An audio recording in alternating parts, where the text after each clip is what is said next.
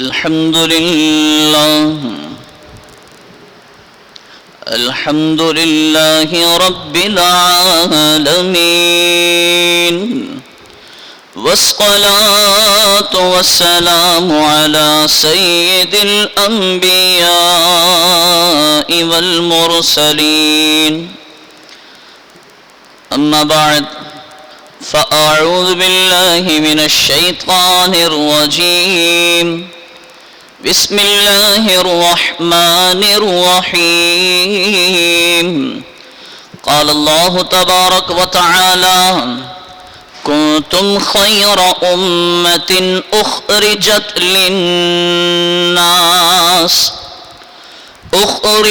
للناس تأمرون بالمعروف وتنهون عن المنكر وتؤمنون بالله. صدق الله العظيم.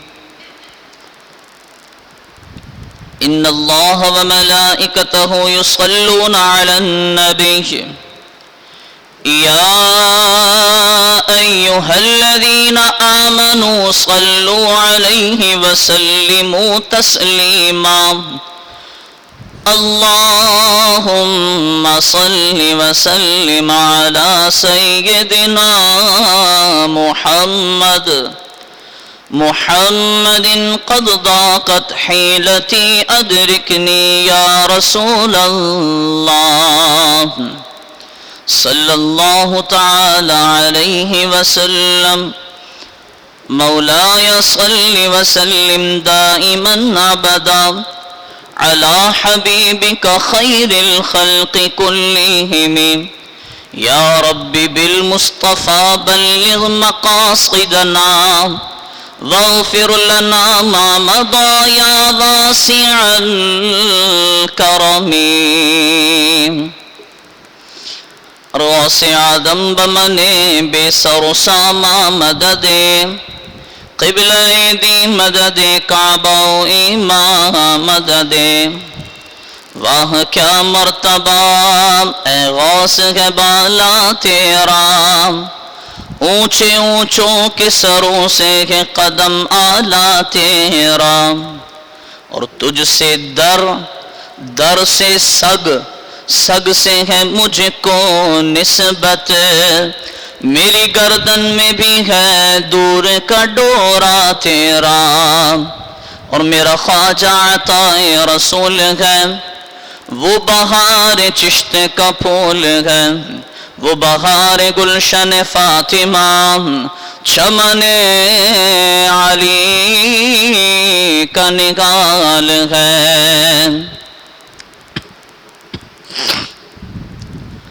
الحمدللہ،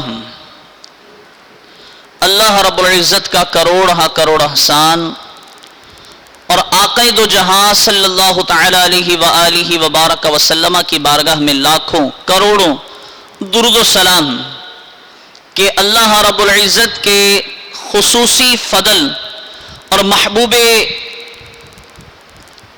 رب عز وجل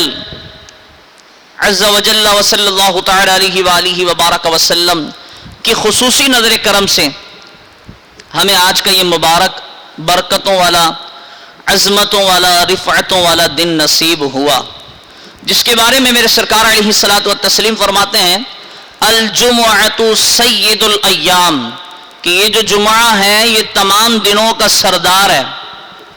میرے کریم آقا علیہ الصلوۃ والسلام فرماتے ہیں یہ جو جمعہ ہے عید للمؤمنین، یہ مومنوں کے لیے، ایمان والوں کے لیے عید کا دن ہے. تو ہماری خوش نصیبی ہے کہ ہمیں زندگی میں ایک بار پھر آج کا یہ دن نصیب ہوا. الحمدللہ. آج چونکہ معاشرے میں پھیلتی برائیاں، جس کے حوالے سے ہم نے گزشتہ جمعۃ المبارک میں عرض کی تھی کہ جب پیران پیر حضور سیدنا شیخ محی الدین عبد القادر جیلانی غوث سمدانی محبوب سبحانی قندیل نورانی شہباز لامکانی رضی اللہ عنہ کا مبارک مہینہ ہو تو یہ ممکن ہی نہیں کہ ہم حضور غوث پاک کی سیرت اور 2022 حضور غوث پاک کی مبارک سیرت کے پہلو اور سن 2022 کے مسلمانوں کے عمل کا مقابلہ نہ کریں. جس طرح حضور داتا صاحب رحمۃ اللہ تعالی علیہ کے عرس کے سلسلے میں جمعہ جو ہم نے پڑھایا تھا اس میں بھی ہم نے عرض کیا تھا کہ بعض لوگ یہ کہتے نظر آتے ہیں کہ امام صاحب آخر کیا کریں، وہ تو داتا صاحب تھے، وہ تو غوث الورا تھے، ہم ان کا مقابلہ کیسے کر سکتے ہیں، وہ تو صحابہ تھے. اگر کسی سے کہا جائے کہ یہ عمل آپ کریں، یہ عمل آپ کے لیے اچھا ہے، یہ عمل کرنا چاہیے، یہ تو صحابہ کی سنت ہے، ارے بس امام صاحب رہنے دیں، وہ تو صحابہ تھے، وہ تو داتا صاحب تھے، وہ تو حضور غوث الورا تھے، ہم ان کا مقابلہ کہاں کر سکتے ہیں. تو پھر میں عرض کر دوں کہ چاہے وہ حضور غوث پاک ہوں یا داتا صاحب ہوں رحمہم اللہ تعالی، یا صحابہ کرام علیہم رضوان ہوں، یا خود رسول اکرم صلی اللہ تعالی علیہ وآلہ وبارک وسلم کی ذات مقدسہ ہو، ان تمام نفوس قدسیہ کی سیرت، تمام سیرت کے پہلوؤں کو لکھا اسی لیے جاتا ہے کہ تاکہ آگے آنے والی امت ان نیک لوگوں کی، مبارک بندوں کی، مقبول بندوں کی سیرت پر عمل کر سکیں. اگر یہی علت، یہی سبب مان لیا جائے کہ وہ تو غوث الورا تھے، انہوں نے اپنے نفس کو قابو میں کر رکھا تھا، ارے وہ تو داتا صاحب تھے، انہوں نے اپنے نفس کو دبا رکھا تھا، ہم تو وہ عمل نہیں کر سکتے، تو پھر ہمیں یہ جتنی کتابیں، ہزاروں روپوں کی کتابیں اور ان تمام بزرگان دین کی سیرتیں اور تمام اولیاء کاملین کے مبارک احوال، پھر ان کا تو کوئی فائدہ ہی نہ رہا جی، ٹوٹل ویسٹ، ان کا کوئی فائدہ نہیں رہا، یہ ساری کی ساری ویسٹ ہو گئی. نہیں، اس ضمن میں ایک کہ حضرت ابراہیم بن ادھم، یہ ہماری سندھ ٹیکسٹ بک بورڈ کی انگلش کی کتاب میں یہ نظم موجود ہے. کہتے ہیں کہ حضرت ابراہیم بن ادھم علیہ رحمہ، آپ ایک رات سو رہے تھے اور سوتے سوتے اچانک کمرے میں روشنی نمودار ہو گئی.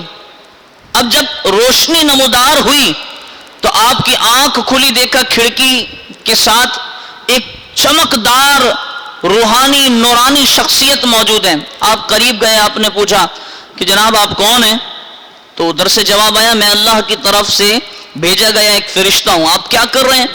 میں یہ کام کر رہا ہوں کہ اللہ رب العزت سے جو لوگ محبت کرتے ہیں، جو لوگ اللہ رب العزت سے محبت کرتے ہیں، میں ان لوگوں کے نام لکھ رہا ہوں، ایک فہرست تیار کر رہا ہوں.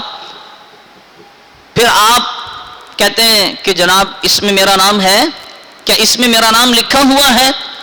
تو فرشتہ کہتا ہے نہیں، ایکسٹریملی سوری کہ آپ کا نام اس میں موجود نہیں ہے.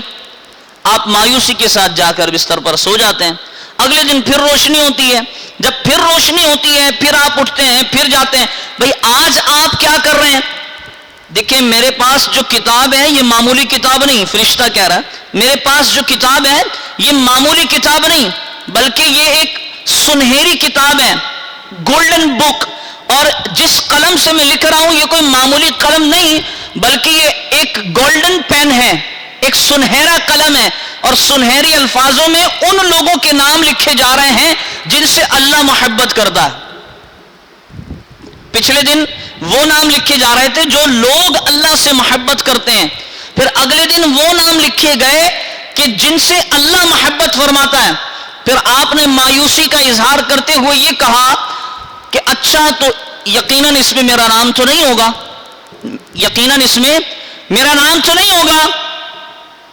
تو وہ فرشتہ کہتا ہے نہیں جناب، اس سیریل میں، اس فہرست میں آپ کا نام ٹاپ آف دی لسٹ ہے، سر فہرست. سب سے اوپر آپ کا نام ہے. آپ حیران ہو جاتے ہیں اور تعجب کے ساتھ پوچھتے ہیں کہ اے فرشتے، آخر کیا وجہ ہے؟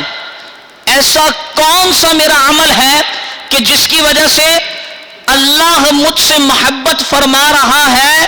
تو فرشتہ کہتا ہے جناب آپ کا عمل یہ ہے، اور اس پوری لسٹ میں، پوری فہرست میں، پورے سیریلز میں انہی لوگوں کے نام لکھے گئے ہیں کہ جو اللہ کے بندوں سے محبت کرتے ہیں، اور جو اللہ کے بندوں سے محبت کرتے ہیں پھر اللہ ان سے محبت فرماتا ہے.